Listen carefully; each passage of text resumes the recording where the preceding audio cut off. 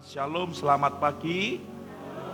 Tuhan Yesus baik kepada kita semua, amin. Oke, kayaknya set file saya agak terlalu besar ya. Atau WL-nya bisa di mute dulu. Terima kasih. Selamat datang bagi Bapak Ibu yang liburan. Ada sukacita ketemu dengan keluarga besar, amin. Luar biasa Bapak Ibu. Selama dan sepanjang liburan kita, Tuhan tetap menyertai kehidupan kita. Saya umumkan bahwa boleh dibantu klik bahwa tanggal 1 Mei, boleh dibantu klik ya, 1 Mei pukul 3 sore kita akan mengadakan perayaan Paskah hamba Tuhan dan perayaan ulang tahun 50 gereja. Kenapa jam 3 sore Pak? Nah pertanyaannya, karena hamba-hamba Tuhan harus kembali ke tempat asal. Ada yang dari Banyuwangi, ada yang dari Madiun, dan hampir dari Ngawi juga, jadi mepet-mepet dengan perbatasan. Mereka harus segera pulang, dan Sinode mulai tahun ini, tahun lalu ya, mengadakan acara setiap jam 3 sore, sehingga mereka bisa langsung tolak, dan mereka bisa langsung pelayanan hari selanjutnya. Dan pas tanggal itu adalah hari buruh, atau hari libur. Saya berharap Bapak Ibu bisa hadir semuanya. Amin. Ya, walau biaya sudah ada, tapi saya yakin kalau kita tekan biaya itu akan tersaring lagi. Jadi kekurangannya tidak terlalu besar, tapi akan makin mengecil. Nanti minggu-minggu ini saya akan kumpul dengan Gembala Komsel untuk bagaimana kita selanjutnya. Karena kemarin panitia sudah bergerak Bapak Ibu, dan kita berdoa bersama-sama apa yang kita lakukan menyenangkan Tuhan, tidak keluar dari koridor Tuhan. Saya bilang sama Tuhan gini, ini udah 50 tahun loh Tuhan, mosok kadi ulang tahun nih, saya bilang gitu ya. Dan saya yakin percaya 50 tahun gereja ini semua karena anugerah Tuhan Bapak Ibu. Kita rayakan dengan sederhana, tapi karena jumlahnya orangnya banyak, jadi biayanya cukup besar. Tapi nanti saya libatkan, saya coba bulan ini saya libatkan Pak Lurah, Pak Camat, siapa tahu Bupati bisa datang. Siapa tahu Bapak Ibu, enggak disangoni tapi nyangoni, karepe gitu. Tapi gak bisa Bapak Ibu ya. Siapa tahu, karena ini sudah 50 tahun Bapak Ibu, saya berharap sebuah tanda, sebuah sejarah di mana gereja Tuhan berdiri. Pada saat itu saya dapat kesaksian dari Pak Stefanus Supai. Ya memang pada saat ada G30 SPKI, kakaknya Ibu ada 3 ya, yang pertama, yang kedua kena langsung. Saat itu pembunuhan begitu gampang terjadi, terutama di desa-desa. Dan Pak Supai waktu itu ada di Surabaya, bersyukur setelah mendengar hal demikian malah Tuhan menangkap beliau dan beliau menjadi orang percaya dan kembali ke tempat ini untuk memenangkan adiknya. Jadi jemaat pertama gereja ini ibu saya Bapak Ibu. Beri tepuk tangan dong, masih ada. Itu jemaat pertama. Jemaat pertama dan juga keluarga. Dan Pak Supai adalah orang yang Tuhan pilih ya. Terus dan sebagainya nanti saya tuangkan dalam sejarah gereja. Sekarang ibadah dulu, khotbah dulu Bapak Ibu. Ya, kita baca sama-sama judul daripada firman Tuhan atau judul daripada khotbah tema kita sepanjang bulan ini. 2, 3, iman yang berbuah dalam kehidupan. Ini duren apa ini kalau kuning gini? Musangking Bapak Ibu. Enak gak Bapak Ibu? Enak gitu ya. Saya sengaja kasih duren ya Bapak Ibu ya, supaya Bapak Ibu ingat khotbahnya minggu ini adalah minggu duren gitu. Iman yang berbuah dalam kehidupan. Iman itu dasar dari hubungan kita dengan Tuhan. Jadi kita bisa berhubungan dengan Tuhan, bisa berkomunikasi dengan Tuhan, itu dasarnya adalah iman. Iman itu apa sih Pak? Kepercayaan penuh kepada Tuhan dan hidup kita berdasarkan kepercayaan itu. Iman bukan cuma tahu bahwa Tuhan itu ada, tetapi iman itu percaya dalam hati, dalam pikiran, dan dalam tindakan kita bahwa Tuhan itu berkuasa, Dia setia, dan Dia selalu mengasihi kita. Jadi bukan yang sekedar, oh Tuhan tak ada, oh Tuhan itu memiliki ini, Tuhan berkuasa atas ini, oh Tuhan menciptakan ini, itu bukan iman. Tapi iman itu adalah dasar kita berhubungan dengan Tuhan dan dasar kita percaya kepada Tuhan. Iman membuat kita berjalan bersama Tuhan walau kita belum melihat hasilnya. Hari esok kita tidak tahu apa yang terjadi, namun kita percaya penyertaan sempurna atas kita, penyertaan Tuhan sempurna. Amin. Iman yang sejati bukanlah sekedar pengakuan di mulut saja, melainkan iman yang hidup, iman yang bertumbuh, dan iman yang menghasilkan buah dalam kehidupan sehari-hari. Jadi Bapak Ibu, kalau tidak berbuah, kita pertanyakan iman kita. Jadi kalau iman kita berbuah, otomatis sebelumnya kita bertumbuh. Sebelum bertumbuh pasti hidup. Karena ada orang yang hanya beriman tapi hanya sekedar tempelan saja. Orang mengatakan Kristen KTP, Kristen tanpa perbuatan, Kristen tanpa pertobatan, Kristen tanpa perbuahan, apa sih? Dipaksakan ke sana ya. Iman itu harus berbuah. Namun sebelum berbuah, iman harus bertumbuh. Bagaimana caranya?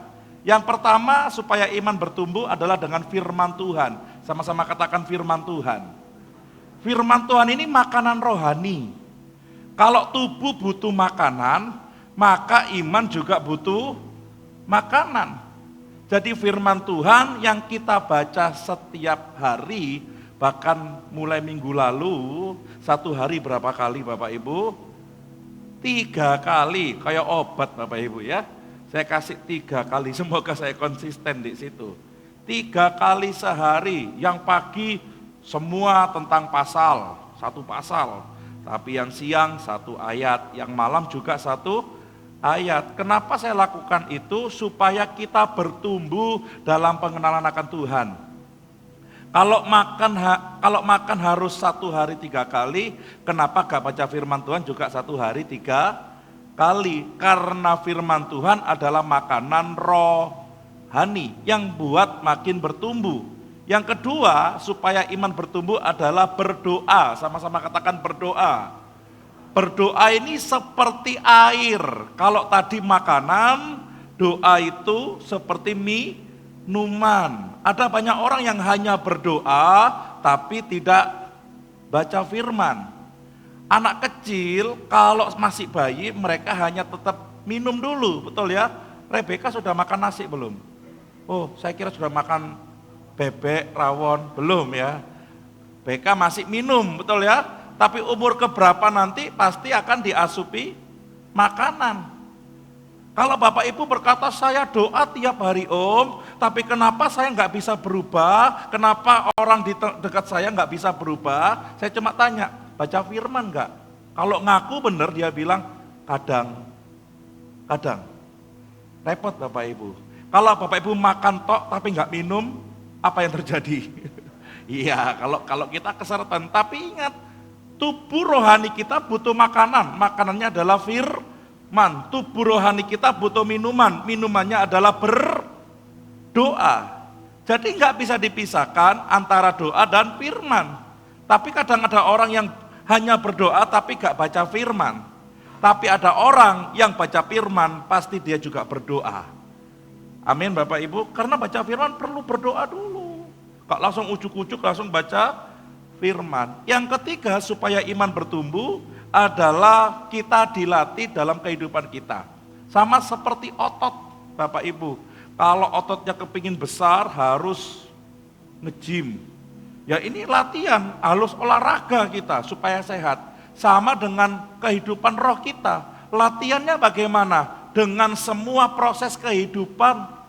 Kalau Bapak Ibu dan saya sedang mengalami hal yang buruk, itu sedang dilatih oleh Tuhan. Karena engkau sudah makan firman, sudah minum doa dengan hadirat Tuhan, maka waktunya kita dilatih. Jadi setiap orang yang memiliki masalah itu sedang dilatih supaya tubuh rohaninya itu kuat. Yang keempat, adalah komunitas gereja. Supaya iman bertumbuh, kita harus ada komunitas gereja.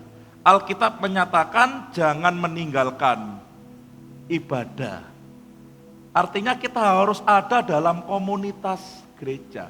Kalau Bapak Ibu sebagai seorang pebisnis, maka saya sarankan, bukan pebisnis doang ya, pengusaha. Beda, kalau pebisnis itu hanya dapat sumber A1 langsung dijual A1-nya. Tapi seorang pengusaha itu dari sumber A1 dijadikan B1, dijadikan C1, baru D-nya dia jual. Itu seorang pengusaha. Baik pebisnis maupun pengusaha Bapak Ibu, saya sarankan untuk punya komunitas. Pak Agus ini punya komunitas, betul Pak Agus ya? Ada komunitas, istri saya juga punya komunitas. Bagi Bapak Ibu yang punya usaha, jangan jalan sendiri. Karena kita terbatas. Harus punya komunitas supaya usaha kita bisa berkembang. Sama dengan kita sebagai anak-anak Tuhan.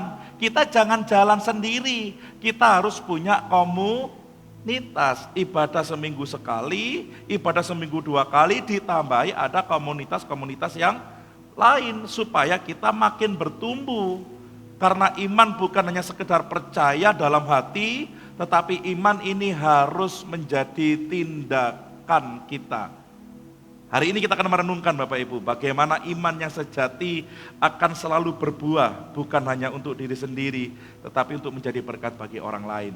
Ayat yang tadi kita baca sama-sama, 2, 3, sehingga hidupmu layak di hadapannya, serta berkenan kepadanya dalam segala hal, dan kamu memberi buah dalam segala pekerjaan yang baik, dan bertumbuh dalam pengetahuan yang benar tentang Allah. Ini bukan soal kesempurnaan manusia, ini bukan soal orang yang paling perfect, paling kudus, paling suci, tapi ini soal bagaimana kita bertumbuh dalam hidup ini. Karena hidup yang layak di hadapan Tuhan adalah hidup yang dalam ketaatan dan tunduk pada kehendak Tuhan. Kalau kita berkata layak, artinya kita taat kepada kehendak Tuhan. Ketaatan bukan hanya sekedar, ini Bapak Ibu, mengikuti aturan saja. Ketaatan bukan hanya berbicara, ada aturan diikuti, bukan hanya itu. Tetapi ketaatan kita kepada Tuhan adalah sebuah tanda kasih dan penghormatan kita kepada Tuhan. Amin. Bukan hanya taat, rule-nya diikuti. Ya itu taat, bukan hanya itu. Tetapi ketaatan kita itu adalah wujud dari kasih kita kepada Tuhan, wujud dari penghormatan kita kepada Tuhan. Dengan cara apa? Menempatkan kehendak Tuhan di atas kehendak kita. Menempatkan kemauan Tuhan di atas kemauan kita. Taat ini meskipun kita belum mengerti, dalam keadaan yang tidak nyaman, kita tetap berusaha untuk taat. Kan gak enak Tuhan, kan gak bisa Tuhan, kan keadaanku seperti ini Tuhan. Namun kalau kita mengasihi Tuhan, tanda kita menghormati Tuhan, maka walau keadaan yang tidak nyaman pun, kita akan berusaha taat. Taat bukan hanya perkara hal yang besar yang kelihatan, tapi taat dimulai dari kehidupan sehari-hari. Jadi kita melihat kalau kita taat, kita hidup dalam kehendak Tuhan, berarti kita menyelaraskan hidup kita dengan firman. Bukan firman diselaraskan dengan hidup. Bedanya di mana? Kalau firman diselaraskan dengan hidup, kita bilangnya gini Bapak Ibu. Aku seperti ini, aku seperti itu. Wong firman Tuhan nggak ngelarang kok. Wong firman Tuhan nggak ada ayatnya kok. Mana firmannya? Mana pasalnya? Mana ayatnya? Nah, itu firman Tuhan diselaraskan dengan hidup kita. Beda kalau kita menyelaraskan hidup dengan firman Tuhan. Firman Tuhan yang ngomong apa, ya kita ngikuti sesuai dengan firman itu. Amin. Itu taat. Jadi kita nggak ada ruang dan waktu untuk berdebat mana ayatnya, mana Salnya, ya udah firman itu pedoman dan patokan hidup kita. Kita yang menyelaraskan hidup dengan firman Tuhan. Amin Bapak Ibu. Jangan diperkosa firmannya. Ini tuh harus sama. Banyak orang Kristen, maaf ya, memperkosa firman Tuhan. Loh kok bisa Pak? Iya, dia hanya pakai beberapa ayat untuk kepentingannya sendiri. Punya masalah, ada ayat yang bermasalah, amin, amin, amin. Tuh saya coba tuh, di renungan siang sama renungan malam. Beberapa ayat saja yang saya ambil, 1-2 ayat. Kalau lagi khawatir, pas ketemu ayat khawatir, dipakai Bapak Ibu. Kalau pas gak khawatir, gak dipakai ayatnya. Kalau pas lagi kekurangan, pas ayatnya saya munculkan kekurangan, amin dipakai. Tapi kalau pas kekurangan, ayatnya tentang Tuhan dimuliakan, harus mempersamakan hidup, opo iki ayatku gak menjawab permasalahan saya. Itu diperkosa namanya. Itu Anda menyelaraskan firman Tuhan kepada diri Anda memaksakan firman kepada diri. Bukan, tapi paksakanlah diri untuk selaras dengan firman. Gak ada sing amin, ya gak apa-apa. Ini bertumbuh. Orang ngikuti firman, bukan firman ngikutin kita. Karena itu mengutamakan rencana Tuhan di atas ambisi pribadi kita. Dan bersedia dibentuk dan diarahkan Tuhan setiap hari. Setiap hari dibentuknya, bukan seminggu sekali. Jadi masalah yang kita hadapi, problema yang kita hadapi, itu membentuk karakter kita. Ketemu dengan orang yang tidak baik, ketemu dengan orang yang jengkelkan, itu membentuk pribadi kita. Karena hidup berkenan di hadapan Tuhan bukan hanya dalam ibadah saja, tetapi juga dalam seluruh aspek kehidupan kita. Jadi hidup yang selaras dengan kehendaknya, mencerminkan kasih dan kebenaran Tuhan, serta kekudusannya kita terapkan setiap hari. Ini bukan masalah tampil sempurna, tetapi hati yang tulus dan berintegritas terus mau diubahkan oleh Tuhan setiap hari. Seringkali kita berpikir bahwa menyenangkan Tuhan hanya dilakukan di gereja. Ya, banyak orang, aku mau menyenangkanmu. Pada saat pujian menyenangkanmu, wah, di gereja angkat tangan Bapak Ibu. Nyanyi dengan kusuk, mendengarkan firman Tuhan dengan sungguh-sungguh, terlibat dalam pelayanan. Ya, itu hanya salah satu. Tapi sesungguhnya Tuhan tidak hanya memperhatikan apa yang ada di gereja, tetapi juga Tuhan memperhatikan apa yang di luar gereja. Kita bisa berkenan dan kelihatan berkenan di gereja, tapi belum tentu hidup kita di luar sana. Berbuat dalam segala pekerjaan baik berarti bahwa iman Kristen tidak hanya sebatas perasaan dan keyakinan saja, namun diwujudkan dalam tindakan nyata. Kristen ya? Ya. Anak Tuhan ya? Iya. Duh seneng ketemu dulur. Wah gitu biasanya Bapak Ibu ya. Suka aku di luar kota ketemu anak Tuhan. Seneng berbisnis dengan anak Tuhan.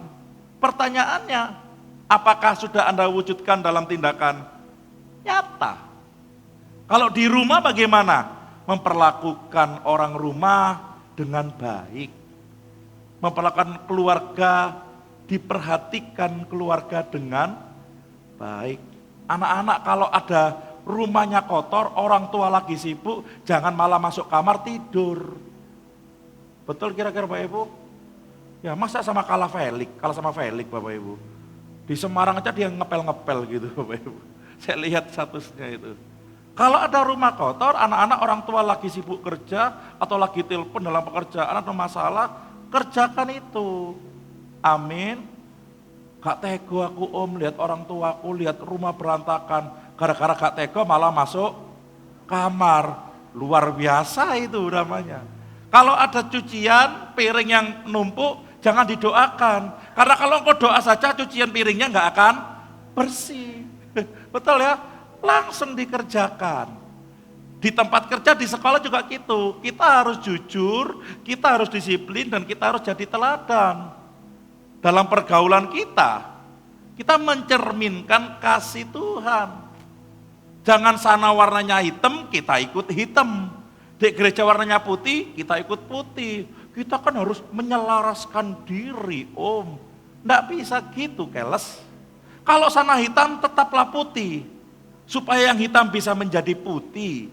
Jangan bilang, aku akan jadi hitam, Om, supaya aku memenangkan jiwa. Nggak bisa. Engkau harus punya integritas di hadapan Tuhan. Kalau engkau putih, sana hitam, tetap saja putih. Terus gaul. Nanti kalau kamu kuat, dia yang akan ketarik. Tapi kalau engkau tidak kuat, ada ayatnya, pergaulan yang buruk merusak kebiasaan yang baik. Di media sosial, hati-hati jari kita. Sekarang Bapak Ibu Saudara kasih Tuhan, kita harus mencerminkan dan membangun orang dengan kasih Tuhan. Dalam keuangan, talenta, apapun itu, kita harus bertanggung jawab. Jadi iman dinyatakan dalam tindakan yang nyata. Sekolah anak-anak, raih nilai minimal 9, supaya Tuhan dimuliakan atasmu. Waduh, kok sing amin sedikit ya. Anakku 8 abot, Om. 8 itu nilai minimal, ya 9 itu sudah normal, standar. Kenapa? Karena kalau anak-anak nilai 9 artinya dia sungguh-sungguh dalam sekolah. Sama dengan mereka pelayanan. Nggak ada yang sulit dalam sekolah, yang ada hanya malas. Ya, bertumbuh dalam pengetahuan berarti terus mencari pengenalan yang lebih dalam tentang Allah. Kalau Bapak Ibu punya pekerjaan, pasti pekerjaan itu akan dilihat secara detail dan lama. Contohnya merawat kuda, nggak ada orangnya di sini ya. Bagaimana cara merawat kuda dengan baik dan benar. Kasih makan apa, lihat di YouTube, betul ya? Lihat di apa lagi Bapak Ibu? Lihat di website, lihat di tempat-tempat lain. Kalau engkau punya usaha, engkau bisa effort segitunya dengan usahamu. Lakukan hal yang sama dengan Tuhan. Engkau cari Tuhan di YouTube, di website, di apa, di firman Tuhan. Cari Tuhan dengan baik, dengan lebih dalam. Karena apa? Ini akan membentuk kita untuk mengalami Tuhan dalam iman sehari-hari. Ya, saya udah yakin sih kalau orang-orang KAO ini kalau kerja itu semuanya profesional. Amin. Sekarang juga ditambahkan ke dalam pengenalan dan iman kepada Tuhan. Kalau cari Tuhan itu sungguh-sungguh. Karena lakukan segala sesuatu untuk Tuhan. Jadi pengenalan kita tidak stagnan. Sama seperti anak yang terus bertumbuh dari bayi ke dewasa. Orang percaya pun dipanggil untuk terus bertumbuh dalam iman, dalam pengertian, dan dalam hubungan dengan Tuhan. Pertumbuhan dalam pengetahuan bukan hanya tahu lebih banyak tentang Allah, tetapi pertumbuhan itu berbicara tentang kita lebih dekat dengan Tuhan dan serupa dengan Dia. Anda bisa tahu tentang Tuhan dengan cara baca banyak, bisa. Saya sarankan seperti itu. Tapi masuki level yang lebih dalam, menyelam lebih dalam, lebih dekat dengan Tuhan. Dan hidup kita akan diubahkan serupa dengan Dia. Firman Tuhan 1 hari 3 kali. Ada doa tiap pagi. Doa pagi online itu khusus bagi yang repot, sudah enggak doa Bapak Ibu. Kalau bisa doa pribadi, nggak apa-apa, nggak usah diklik download. Tapi kalau belum doa pribadi, ya tolong di-download, didengerin. Suaranya enak yang nyanyi itu Bapak Ibu, karena pakai YouTube ya di situ ya. Terus baru saya doa. Kita harus mengenal lebih dalam dengan pribadi Tuhan. Dan pengenalan ini bukan cuma sekali terus jadi. Tapi pengenalan ini sepanjang hidup kita. Pengenalan akan Tuhan bukan soal pengetahuan di kepala saja. Bukan hanya, oh tahu Tuhan Maha Adil, Tuhan Maha Benar, Tuhan Maha Kudus, Tuhan Maha Mulia, Maha segalanya. Tetapi kita menikmati pengalaman dengan Tuhan dari hati kita dan hidup kita. Amin Bapak Ibu. Jadi kita benar-benar, setelah saya tahu, saya mulai bertindak. Itu Itu ibadah yang kedua. Nanti saya ungkapkan. Jadi pengenalan akan Tuhan yang sejati terjadi saat kita hidup bersama dengan Tuhan. Dan ini yang paling penting, membiarkan Tuhan membentuk karakter kita.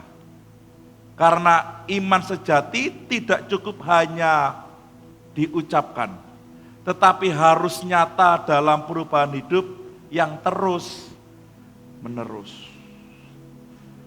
Jangan bangga kalau Bapak Ibu pasangannya, aduh bojoku wis berubah. Hari itu dia berubah, besok belum tentu. Iso kumat Bapak Ibu. Loh iya. Saya dengar satu anak Tuhan yang sudah enggak di sini. Pernah ikut seminar bersama dengan saya. Dia berkata seperti ini, Om, lek melok-melok seminar gini Om, mentok perubahan mek 7 dino Om. Sama dengan KKR. Kalau KKR itu mentok 3 hari. Nah, kemarin anak-anak youth itu ada KKR dengan Pastor Elia. Hari Sabtu seneng, hari Minggu masih kerasa atmosfernya. Hari Senin, Mbak Biuk lali wis Bapak Ibu. Itu iman KKR, iman seminar. Tetapi iman yang benar adalah iman yang terus bertumbuh setiap hari. Berubah setiap hari. Makanya saya tuh rodok nggak suka kalau disuruh khotbah KKR, terus disuruh altar call Bapak Ibu. Karena yang nangis itu jenisnya banyak. Ada yang nangis karena keinjak temannya, ya, kayak iso ucul. Ada yang nangis karena dari awal sudah punya masalah. Sudah ngempet dari dulu kepingin nangis, ya apa caranya nangis isin. Dek gereja diget-getno Bapak Ibu. Ada banyak macamnya. Saya kalau disuruh KKR terus Pak Riko jangan lupa ya, nanti ada altar call, itu langsung beban saya. Waduh ya opo iki rek. Ya saya bilang ya terserah Tuhan nanti ya apa wes. Saya lebih setuju kalau hidup kita berubah secara konsisten dari hari ke hari. Amin. Saya pun butuh perubahan ini terus menerus sepanjang hidup saya. Semua orang mengalami hal yang seperti ini. Karena ini adalah pertumbuhan yang baik. Ya Bapak Ibu sudah kasih Tuhan ya. Kita baca firman Tuhan Matius 7 ayat 16 sampai 17. Ini sama-sama. 2, 3.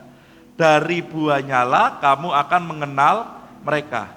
Dapatkah orang memetik buah anggur dari semak duri atau buah ara dari rumput duri? Demikianlah setiap pohon yang baik menghasilkan buah yang baik. Sedang pohon yang tidak baik menghasilkan buah yang tidak baik. Orang percaya yang sungguh-sungguh akan menghasilkan perbuatan yang baik sebagai bukti imannya. Amin. Yang sungguh-sungguh loh. Jadi pelayanan ini bukanlah sebuah standar engkau bertumbuh dalam pengenalan Tuhan. Tapi perbuatan kita, ucapan kita, itu adalah standar iman sejati. Amin Bapak Ibu. Makanya banyak orang kecewa. Kan dia sudah pelayanan Om. Kan dia pendeta Om. Kenapa kalau ngomong nyelekit? Kenapa gak bisa baik? Hati-hati. Mungkin Bapak Ibu, dia hanya covernya saja dan belum mengerti dalamnya firman Tuhan. Ini bukan sekedar orang yang mengaku percaya, namun sepanjang hidupnya tidak berubah sesuai kebenaran firman Tuhan. Ada orang yang percaya, tapi tidak pernah berubah. Orang yang hidup dalam iman yang nyata adalah orang yang mengasihi Tuhan dan hidup dalam pertobatan setiap hari, serta membiarkan Roh Kudus membentuk karakter hidupnya. Dari mana? Baca firman setiap hari, berdoa setiap hari. Amin. Kalau kita nggak pernah baca firman setiap hari, nggak berdoa setiap hari, kapan kita diubahkan? Apa yang ada dalam hati kita? Perbuatan baik di sini bukan sekedar tindakan moral, tapi buah dari iman yang hidup. Ini juga saya ungkapkan di ibadah 2 Bapak Ibu. Ada banyak perbedaan sedikit saya spill. Pak, dia loh bukan Kristen tapi berbuat baik. Yes. Itu standarnya moralitas. Pak, dia loh Pak, padahal yo sudah pergi ke sana, tanah suci. Bukan orang Kristen tapi suka memberi. Yes. Itu standar moralitas. Bedakan. Kalau mau jelas ibadah kedua, dikit aja Bapak Ibu ibadah pertama. Kasih kepada sesama, kejujuran dalam pekerjaan, pelayanan dengan hati tulus, mengampuni orang yang menyakiti, itu hidup yang mencerminkan karakter Kristus. Ini yang paling penting. Buah tidak pernah muncul dari keterpaksaan, tetapi buah pasti muncul dari hasil yang alami. Betul Pak Christian? Kalau dipaksakan itu namanya buah dikarbit. Ada beberapa dokter bilang, buah di Indonesia ini adalah buah yang penuh penyakit. Pak. Waktu kemarin saya di Malaysia diomongi orang, Pak kalau durian di Indonesia itu durian yang banyak obat. Tapi kalau durian Malaysia itu beberapa nggak banyak obat. Makanya ada buah yang mahal, ada buah yang murah. Salah satu penyebabnya adalah buah yang murah dipaksakan bisa dijual dan langsung dikonsumsi. Tapi buah yang mahal ini adalah buah dari hasil alami, pasti sehat. Iman kita bertumbuh, berbuah secara alami. Jadi tidak langsung dikarbit. Jadi ini butuh waktu tiap hari. Pohon akan menghasilkan buah dengan sendirinya jika ada asupan air dan nutrisi yang cukup. Jika pohonnya sehat, maka akan menghasilkan buah yang baik. Betul ya Bapak Ibu? Tapi jika pohonnya tidak sehat, maka buahnya juga pasti tidak baik. Jadi kalau Bapak Ibu dan saya, sampai detik ini, saya pun masih punya. Kalau kita ngucap yang nggak baik, artinya ada sesuatu yang masuk yang nggak benar. Jadi cek nutrisi yang masuk dalam hidup kita apa. Ada orang yang diem, tapi sekali ngomong nyelekit Bapak Ibu. Karena apa yang engkau ucapkan di bibir, itu sudah timbul di dalam hati. Pernah mengalami orang seperti itu? Sawangannya meneng. Tapi sekali ngomong, sa RT loro kabeh. Itu ngendem deh. Boleh saya bicara? Boleh. Kamu itu loh ya, bos deh kayak tempat ngomong Bapak Ibu. Wes diudal kabeh. Itu nutrisinya tidak baik. Tapi kalau nutrisi dan asupan kita baik, maka segala yang kita ucapkan, kita lakukan semuanya berbuahkan kebaikan. Amin. Jadi jangan heran. Kalau ada orang yang tempelannya Kristen, tapi masih berbuat yang tidak baik, masih berucap yang tidak baik. Karena seperti pohon yang baik menghasilkan buah yang baik, demikianlah pula iman yang sejati menghasilkan kehidupan yang sesuai dengan kehendak Tuhan. Karena karakter seseorang tidak bisa disembunyikan. Karena dari tindakan dan perkataan akan mengungkapkan jati diri sebenarnya. Repot ya. Jadi perubahan itu bukan dari luar, tapi perubahan itu dari dalam. Bapak Ibu Saudara kasih Tuhan. Hal yang sama berlaku dalam kehidupan kita. Iman yang sejati akan terlihat dari cara hidup kita, bukan pelayanan cover kita ini. Tidak cukup hanya berkata percaya, tetapi harus dalam tindakan nyata. Orang percaya kepada Tuhan diiringi dengan perubahan hidup yang adalah buah. Amin. Pasti. Enggak hanya percaya Tuhan baik, percaya Tuhan menyelamatkan, yes. Tetapi engkau harus menghasilkan buah perubahan hidup. Kita baca ayat terakhir Bapak Ibu, di Yakobus 2 ayat 17. 2, 3. Demikian juga halnya dengan iman. Jika iman itu tidak disertai perbuatan, maka iman itu pada hakikatnya adalah mati. Iman bukan hanya sebatas teori jika kita tidak melakukannya. Jadi iman hanya sebatas teori jika tidak memiliki dampak yang nyata dalam kehidupan seseorang. Pak, dia Kristen. Bapak ibunya pelayan Tuhan. Kakek neneknya pelayan Tuhan. Wes keturunannya wong Kristen. Kristen ini teman Bapak Ibu. Tapi kok begini ya Pak ya orangnya ya. Aduh Pak, saya takut sama dia Pak. Mungkin memang dia orang yang beriman, tetapi itu hanya sebatas apa Bapak Ibu? Teori. Tidak pernah merubah kehidupannya. Iman yang hanya diketahui atau diucapkan tanpa disertai tindakan hanyalah pengetahuan yang kosong. Sekali lagi, saya tahu Tuhan baik, saya tahu Tuhan ini, saya tahu ini. Itu seperti Bapak Ibu tahu tentang obat. Obat itu menyembuhkan tapi nggak pernah diminum. Tahu, obat ini bagus ini, wis jiarke. Tahu lek bebek barai asam urat ya terus dimakan, tambeng. Datang ke Pak Riko, doakan ya Pak yo. Nyeret tuh. Diganggu tak? Ganggu bebek Pak. Wah. Anda yang mengganggu diri Anda sendiri.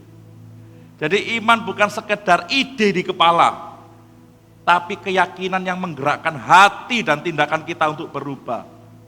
Amin. Jadi dorongan untuk berubah adalah dimulai dari iman kita.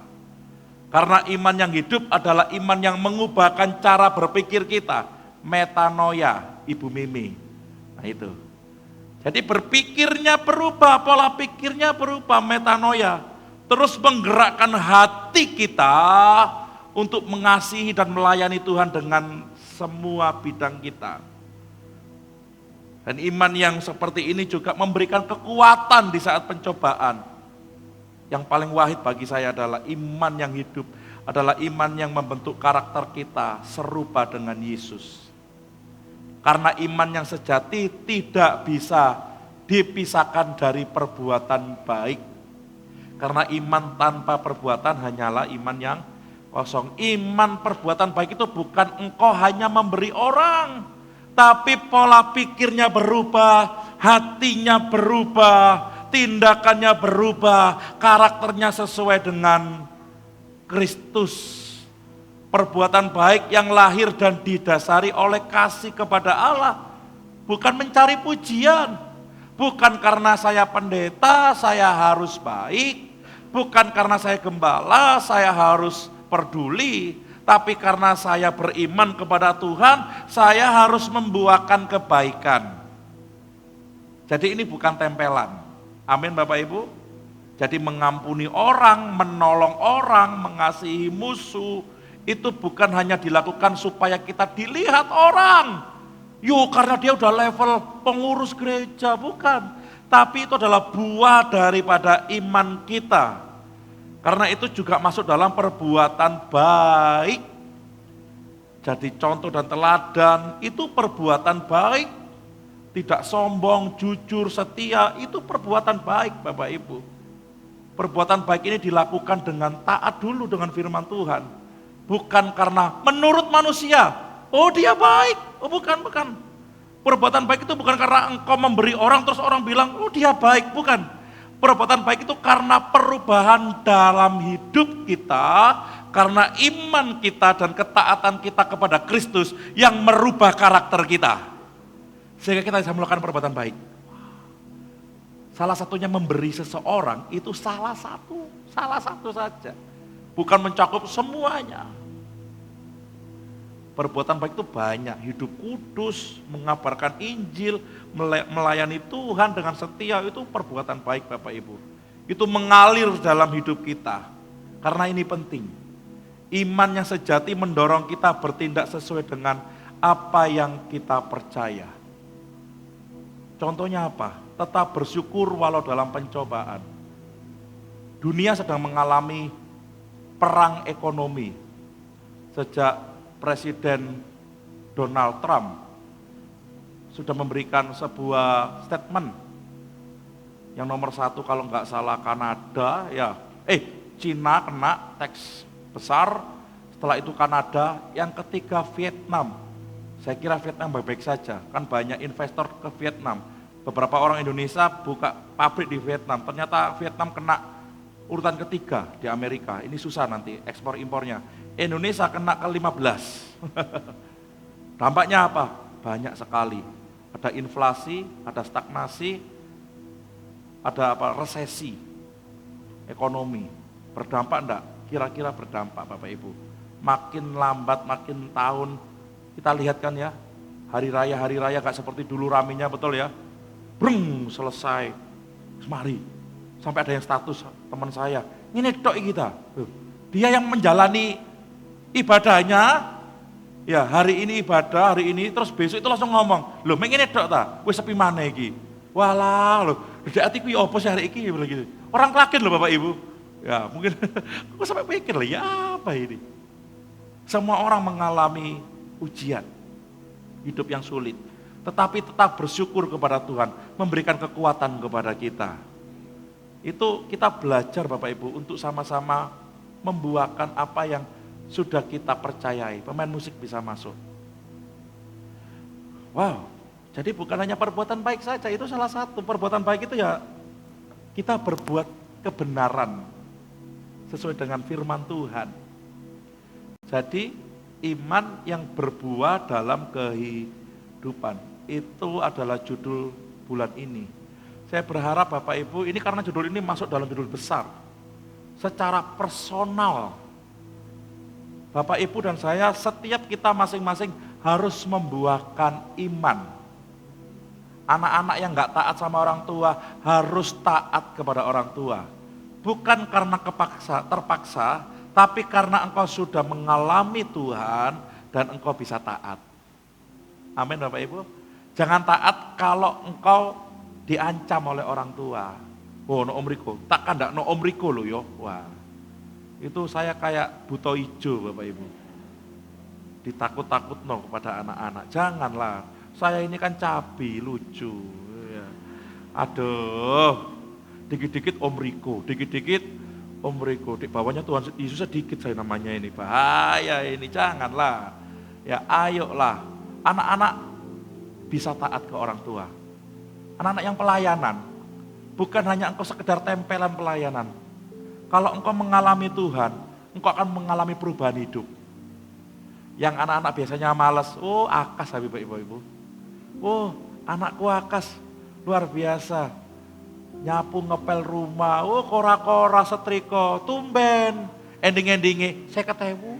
Lah, transaksi ternyata. Wah, bahaya ini. Lah dulu Bapak Ibu yang salah, ayo nak nyapu tak kayak 10.000, ayo kepel tak kayak 10.000, dihitung sama dia nyapu 10 segede, aku butuh 100 iki, oke? Hahaha, ya terus transaksi jadinya. Tapi janganlah, ayo anak-anak itu rumahnya sendiri, kok tiba-tiba ke anak-anak ya? Itu rumahmu, bersihkan, rawat, peduli, amin. Kalau engkau punya AC, jangan dihidupno terus. Engkau di luar kamar malah AC-nya dipanjer terus. Listrik gak melok bayar, saya melok bayar bapak ibu. Jadi kita peduli, gereja peduli, rumah peduli, sekolah peduli, pekerjaan peduli, itu adalah buah daripada iman kita. Amin Bapak Ibu. Bukan hanya engkau taat dan setia saja ke gereja, tapi berbuah kebaikan, perbuatan yang baik. Makin lama ikut Yesus, makin kenal engkau dengan Tuhan, makin baik hidup kita di hadapannya. Saya berharap firman Tuhan hari ini memberkati kita semua. Mari bangkit berdiri Bapak Ibu.